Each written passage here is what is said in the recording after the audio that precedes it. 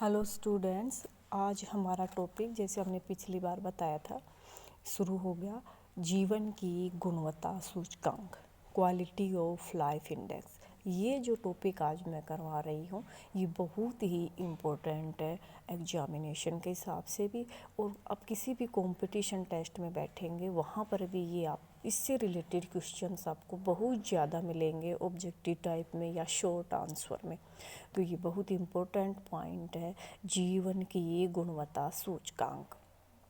तो जीवन की गुणवत्ता सूचकांक के अंतर्गत हम दो तत्व पढ़ेंगे। एक है हमारा जीवन की भौतिक गुणवत्ता सूचकांक और दूसरा है मानव विकास सूचकांक।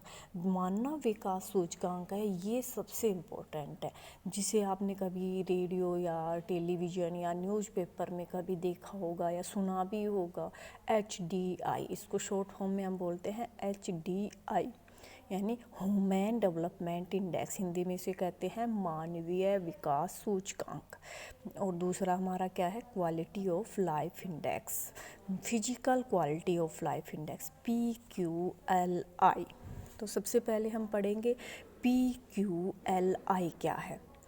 तो बच्चों 20वीं शताब्दी के अंत में मॉरिस डेविस मॉरिस, क्या नाम बताया हमने, मॉरिस डेविस मॉरिस ने इस सूचकांक की धारणा को प्रतिपादित किया था।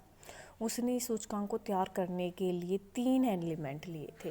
पहला है जीवन प्रत्याशा। जीवन प्रत्याशा क्या होती है कि जब मनुष्य जन्म लेता है तो वो कितनी अवधि तक जीवित रहने की उसकी आशा होती है, उसे हम जीवन प्रत्याशा कहते हैं। जैसे अगर भारत की बात करें तो भारत में औसत जीवन प्रत्याशा है 64 वर्ष, जिसमें महिलाओं की ज़्यादा है, पुरुषों की कम है। लेकिन अगर हम अमीर देशों की बात करें तो ये 80 और 85 वर्ष होती है। दूसरी है पॉइंट शिशु मृत्यु दर। शिशु मृत्यु दर का मतलब क्या है कि 1000 बच्चों में वो 1 वर्ष से छोटे कितने बच्चे हैं जो जन्म लेने के बाद या जन्म 1 साल से पहले मर जाते हैं। यानी वो बच्चे जो अपना पहला जन्मदिन डेथ की वजह से मना नहीं पाते हैं, इसे हम सिंपल भाषा में कह देते हैं।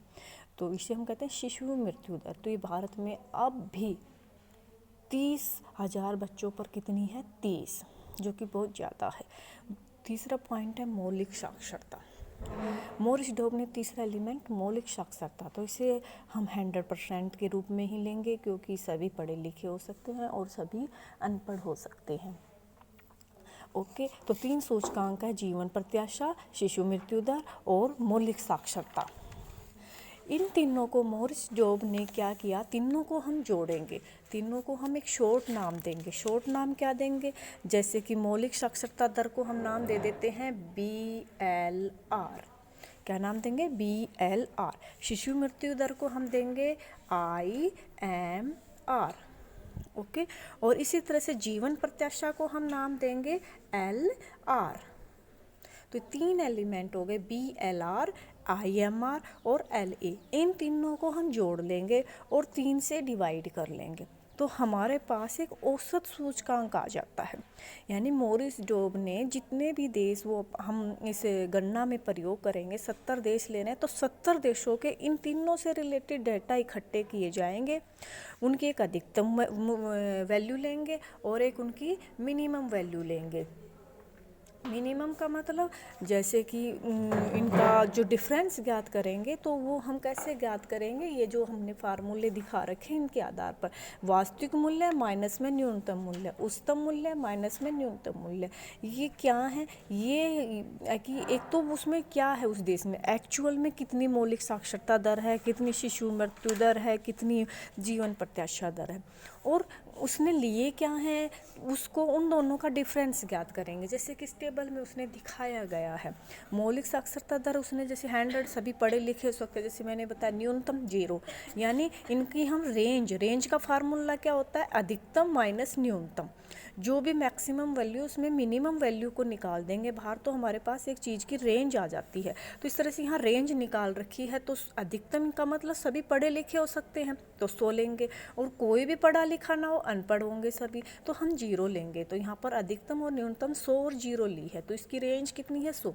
शिशु मृत्यु दर की मॉरिस डॉब ने अधिकतम सीमा ली है 229, यानी किसी न किसी देश में यहाँ तक की शिशु मृत्यु दर गई होगी, तो उसने एक मैक्सिमम लिमिट ले ली 229। इससे अधिक किसी भी देश में मृत्यु दर नहीं होगी। शिशु न्यूनतम वैल्यू उसने ली है 9, यानी किसी न किसी देश में इतनी कम वैल्यू रही होगी न्यूनतम।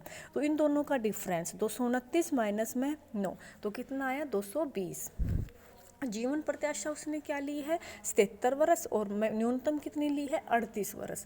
तो इन दोनों की रेंज क्या होगी 39। तो इस रेंज को हम इनका औसत निकाल लेंगे। औसत निकालने के लिए कई बार समझा दिया हमने, औसत निकालने के लिए हम किसका प्रयोग करते हैं कि जितने भी डेटा जो है उसका हम प्रयोग करके उसको 3 से, जैसे ऊपर लिखा हुआ है जीवन प्रत्याशा सूचकांक, शिशु मृत्यु सूचकांक, मौलिक साक्षरता सूचकांक, और उसको कितने से डिवाइड कर दिया 3 से कर दिया है। क्लियर। तो इस तरह से हमारे पास वैल्यू आ जाती है। वैल्यू किस तरह से आएंगी, इस तरह से जैसे यहाँ पर दिखाई गई है। जीवन प्रत्याशा सूचकांक है, भारत की ले रखी है इसने 2001 वर्ष में, तो भारत की जीवन प्रत्याशा कितनी ली इसने 64 वर्ष ली। ओके, कितनी ली 64। और इसी तरह से उसने शिशु मृत्यु दर कितनी ली 71। जैसे वर्तमान में तो वैसे हमारी 30 प्रति जा रहा है, लेकिन इसने 2001 के डाटा लिए हैं, तो 2001 में हमारी शिशु मृत्यु दर 71 प्रति हजार थी। मौलिक साक्षरता कितनी थी 65%। तो इसके आधार पर इसने तीनों का सूचकांक निकाला। तो सूचकांक निकालने का वही तरीका होगा। तो इसमें हमने दिखाया कि भारत में सूचकांक कितना आया 0.67, 0.72 और 0.65। इसका मतलब इन तीनों का अगर हम औसत लेकर निकालेंगे तो हमारा औसत आया 0.68। तो ये क्या दिखा रहा है, ये दिखा रहा है कि भारत में जो जीवन की भौतिक गुणवत्ता सूचकांक है वो यानी कि बहुत अच्छे स्तर की नहीं है, मध्यम स्तर की है। क्योंकि मॉरिस डॉब ने इसे एक स्केल के ऊपर रखा है, और वो स्केल है हमारा 0 to 100। 0 to 100 का मतलब कि उसने इन वैल्यूज़ को इसके ऊपर रखा है कि जो देश जितना इसके परसेंटेज के नज़दीक चला जाएगा, 100 की तरफ जाएगा ना, उस देश में उतनी ही फिजिकल क्वालिटी ऑफ लाइफ बेहतर होगी, और जो जितना 0 के नज़दीक रहेगा उसमें उतने ही निम्न स्तर की रहेगी। तो भारत का सूचकांक लगभग बीच में आता है। तो बीच का मतलब भारत में ना तो बहुत अच्छी हैं और ना ही बहुत ही ज़्यादा खराब हैं। ओके, तो ये PQLI, तो PQLI